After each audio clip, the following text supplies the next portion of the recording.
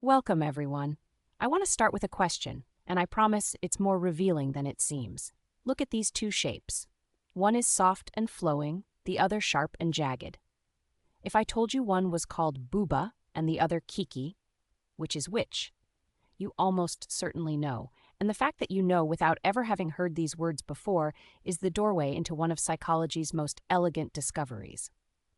Today we're going to explore the Bouba-Kiki effect, what it reveals about your brain, why it's universal across every culture tested, and how it quietly shapes the brands you buy and the world you perceive.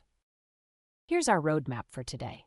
We'll start with the classic experiment, the moment this phenomenon was first discovered nearly 100 years ago. Then we'll look at the overwhelming evidence that this effect is universal, spanning continents and languages.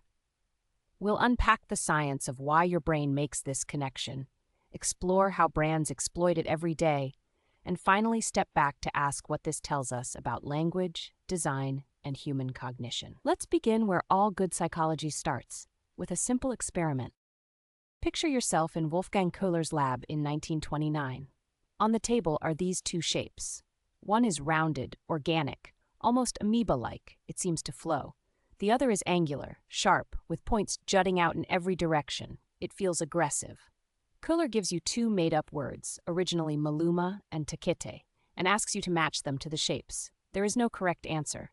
These are nonsense syllables with no meaning in any language. And yet, almost without hesitation, nearly everyone points to the round shape and says maluma, and to the spiky shape and says takete. The question that has fascinated researchers ever since is, why does this happen? The numbers are staggering. In study after study across decades of research, roughly 89% of participants make the same pairing. Bouba with the round shape, Kiki with the spiky one. That's not a subtle trend.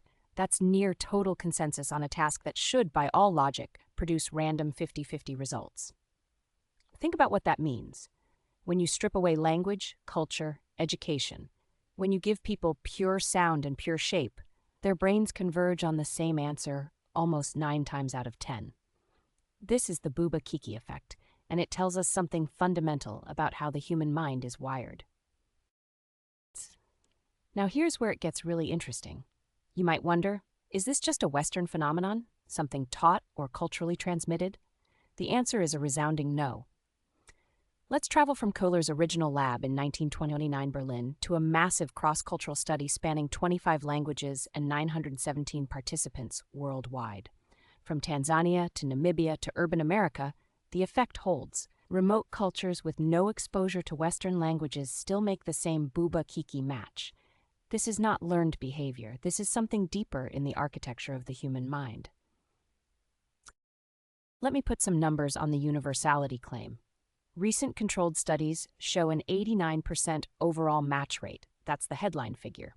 A 2024 study by Köhler and colleagues found 87.2% of students linked Bouba to round shapes and Kiki to spiky ones, replicating the classic finding yet again.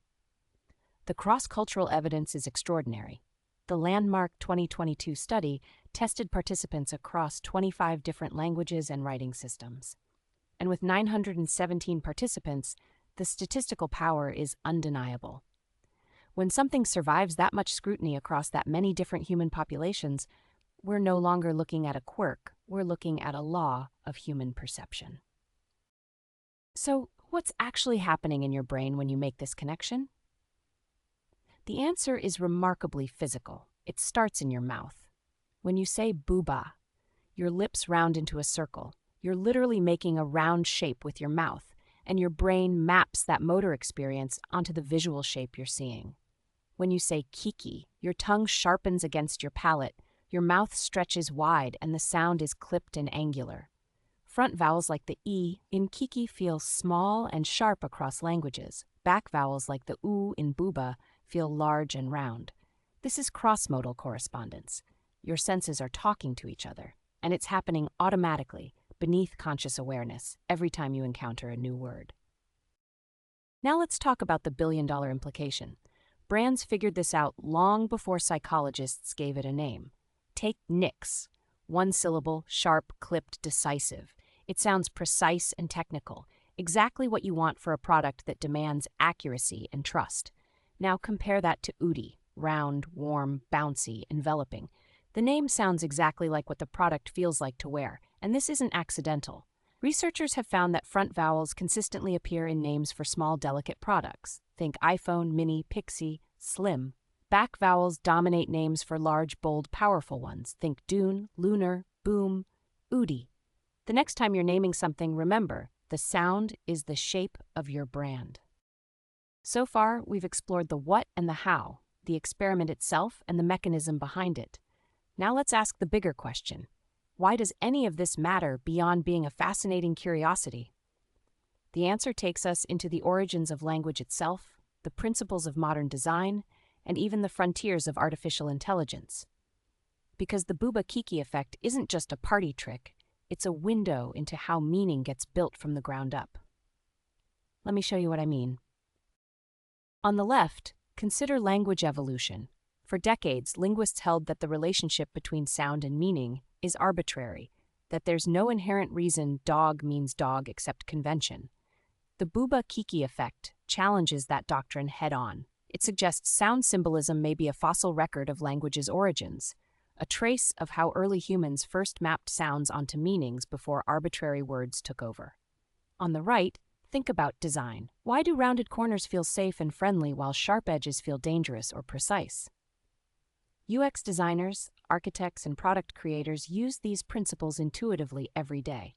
The Bouba-ness or Kiki-ness of a shape changes how you feel about it and how you behave. That's not just interesting, it's actionable. Here's a fascinating twist. The Bouba Kiki effect has now been tested on artificial intelligence.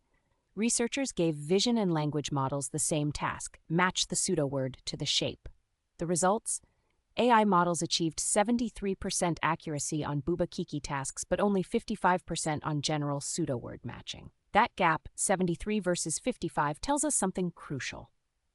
Even machines trained on massive datasets of text and images are picking up on the same sound-shape correspondences that humans detect instinctively. The effect is so fundamental that it's baked into the statistical patterns of language itself.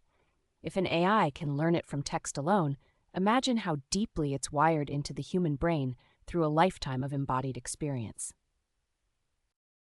I want to leave you with this thought before our final slide. For nearly a century, the Bouba Kiki effect has been quietly reminding us of something profound. Language is not arbitrary. Sound carries shape.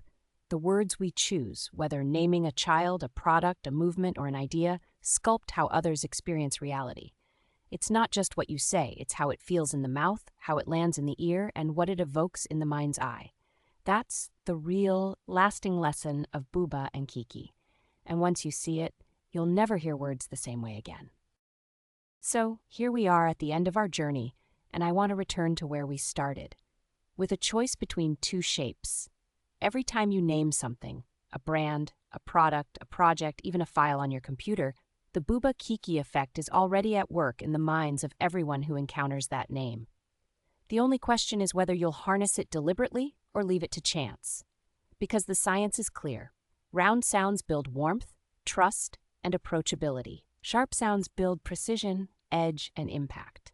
What will you name? And more importantly, what shape will that name carve into the world? Thank you.